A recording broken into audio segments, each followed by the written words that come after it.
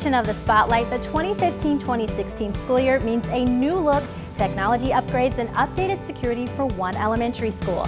Get a sneak peek of what's in store and when it's all expected to be completed. Plus, rewind back to summer break. A handful of high school students set their sights on Louisville, Kentucky to compete in the national competition Skills USA. Find out what they brought home and the lessons they learned. And history buffs turned on their inquisitive minds this summer. Take a look at how students and staff are making invisible histories visible. That and more as we put the spotlight on OPS.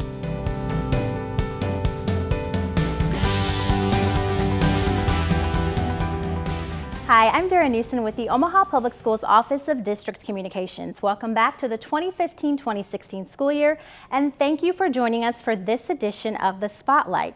As a high school student, chances are far and few where teens are given hands-on experience to both learn about and compete in a career field they desire to work in. This opportunity is what Skills USA offers thousands of students across the United States, and 11 OPS Career Center students had the chance to be a part of this exciting endeavor.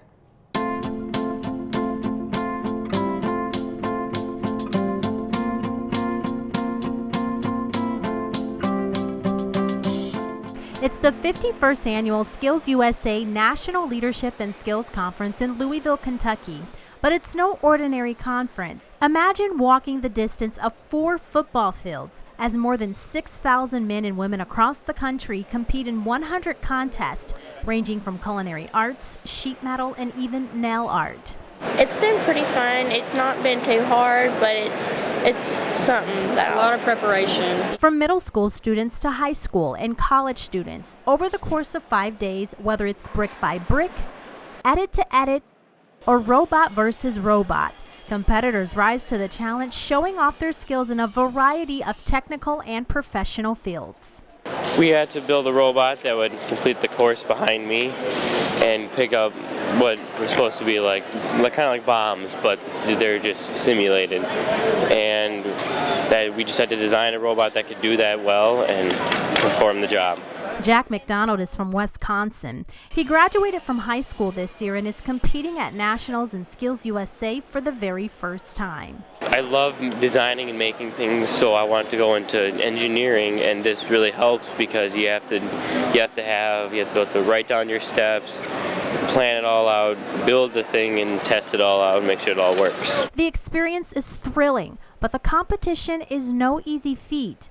Every student who made it to Nationals won first place at their state competition. I mean, winning's not everything, but we didn't win, but I was happy that we made it here to Nationals. The same is true for 11 OPS Career Center students who competed in 6 different divisions. Brandon and Cole participated in digital cinema production. The team of 2 was given the task to come up with a short film for the theme Unbridled Spirit. It was a good experience, I think. I would recommend it to people. It tests your skills and it's a good way to meet people, and yeah, it was a lot of fun.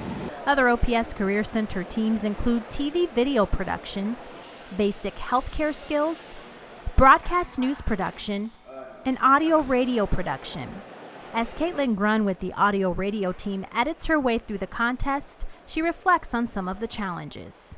First day we got our prompt and we were told to go home, research the topic, and get a script ready. Had to record everything on the second day, and then on the third day we had to edit everything and put it together. The teams persevered through a challenging week, and despite the outcome, after a 13-hour drive back to Omaha from Louisville, Kentucky, students go home with a life-changing experience they'll always remember. It really showed me how much I gotta come back next year and work even harder to make my dreams come true. Most important thing is no matter what the adversity is, you just gotta keep going. Just try your best and have fun while you do it.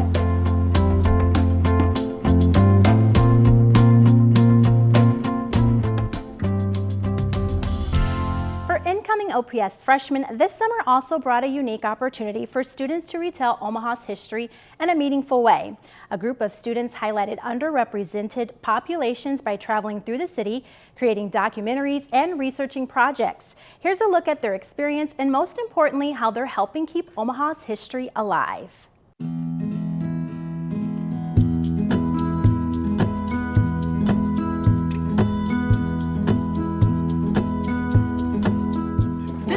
So it's got to be like right there. Yeah. Let's grant. I think we found it. Two of the biggest goals are making materials related to local minority history that OPS social studies teachers can use in their classroom, and at the same time making rising ninth graders excited and passionate about social studies and their community's history before they enter high school. More than 20 prospective ninth graders are on a journey to uncover Omaha's history. Students are not learning this history from a textbook, but rather they're engaging with their community to learn history from the source. Making Invisible Histories Visible is a social studies department summer program where 24 OPS freshmen, a handful of college students, and 8 OPS teachers work together in groups, sifting through archives, photos, and old newspapers. So we know that Dorothy has the same last name as that, so it's that last name.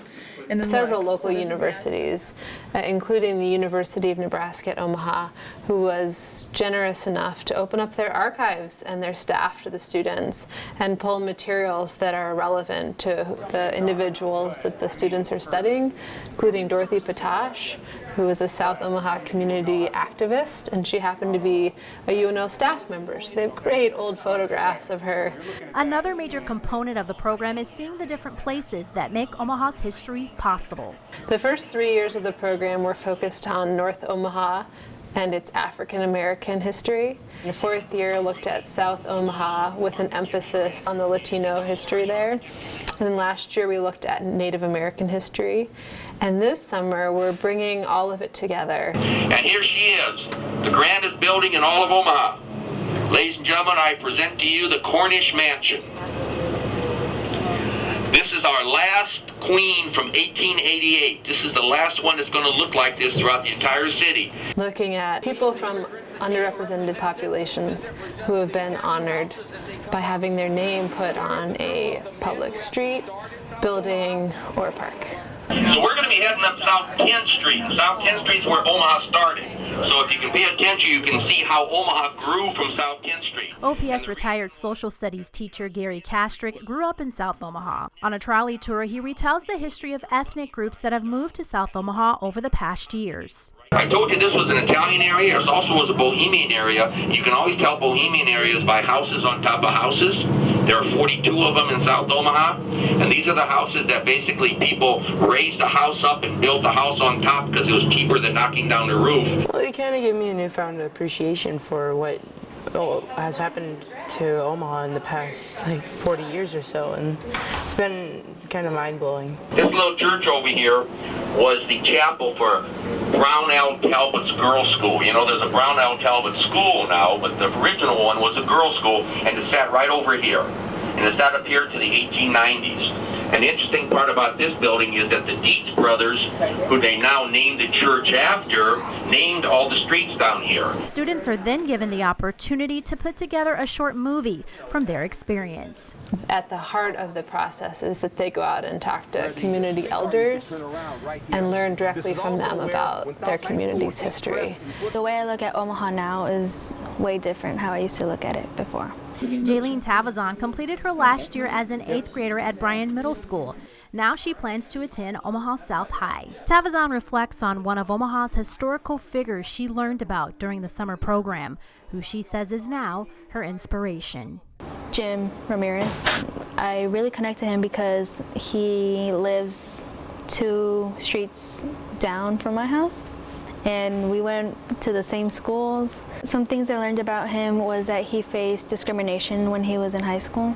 He wanted to change that because when he was in high school, his counselors would push them out and telling them to they aren't supposed to attend college, they should just go work.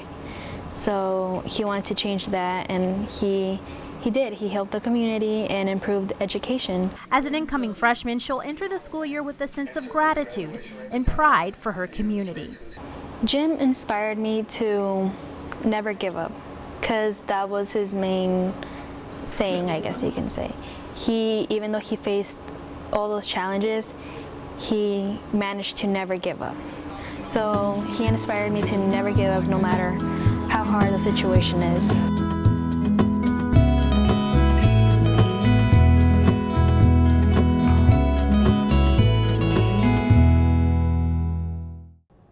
Now that summer programs are completed, students and teachers jump right back into the school year, ready for a new and improved beginning. Ponca Elementary is one of the first schools to begin renovations as part of the OPS Bond program. Take a look as Ponca celebrates the change during the first week back to school and how they're embracing the transition. The first renovation for this $421 million bond issue, and the first renovation to this Ponca Elementary School since it was built 52 years ago. I believe it's time for a renovation if you've not renovated something that's 52 years old. Students, staff members, and leaders of the district celebrate the beginning of a new Ponca Elementary School. 3, 2, 1, go! Leaders turned dirt during a groundbreaking ceremony on Thursday morning, just one day after the 2015-2016 school year kicked off. I want to thank the parents, the taxpayers, the constituents of this district who have the confidence in the board and in the administration to approve a bond and get ready to do amazing work for kids. A laundry list of improvements are in store for this building, which was built in 1963. Updated technology with mounted projectors and smart boards. We had projectors and smart boards, but to have them mounted and permanent is great. To have a safer place for our kids. Before, our secretary and security's desk were around the corner from the entrance. Although we had cameras, they didn't have a sight line of the front doors, and now they will, so that is great. We're also excited that we will be handicap accessible, so any parents or students that were in wheelchairs would have access to our whole building. So we're really excited about that. While the school is under construction, students will spend the next several months learning in portable classrooms. But if you ask them, the wait is well worth it. All the classrooms are going to have carpet in them and like better lighting and better air conditioning systems, and I'm excited for that. The first phase of the project is expected to be completed in October. The goal is that students and staff will fully operate in the new Ponca Elementary by March of 2016. Our theme this year is building a bright future for Ponca, so everybody's on board with that. Students are really excited, teachers are really excited. This has been something that we've been hoping for a long time. It was rumored that Ponca would not be open much longer, and so that the community has made an investment in us makes us really excited and confident that we'll be here for a long time. Once again, if construction continues as projected, Ponca Elementary students and staff can look forward to a new school in about 7 months. Well, that's all for this edition of The Spotlight. If you'd like to see this program again, watch for it on the Knowledge Network, Cox Channels 18 and 108. You can also see it on our YouTube channel. Just do a search for OPS Web TV. We now leave you with a short clip that's sure to prove students, teachers, and staff started the school year off just right. Thanks for joining us, and see you next time.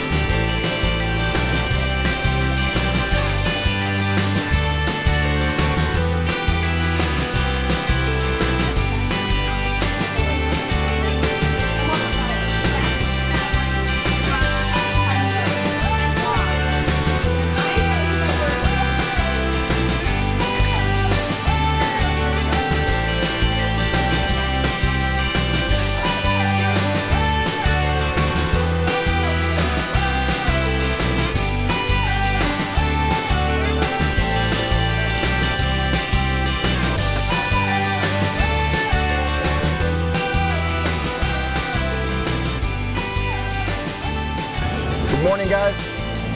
Are we excited for second day? Yeah. Good. Have a good day, TJ. Thank you. Good morning. How was day one? Very good. Good. Good morning. Have a good day, okay?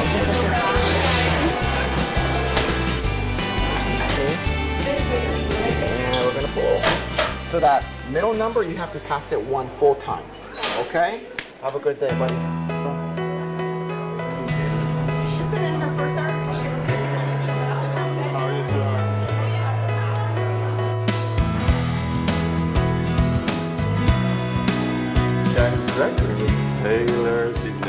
year. Hello. But this is Miss Weeder, one of our counselors.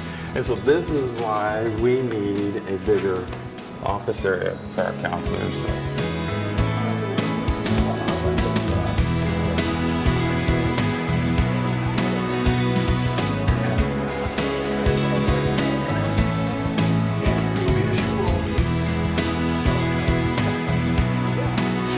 Go! That's gonna be real good.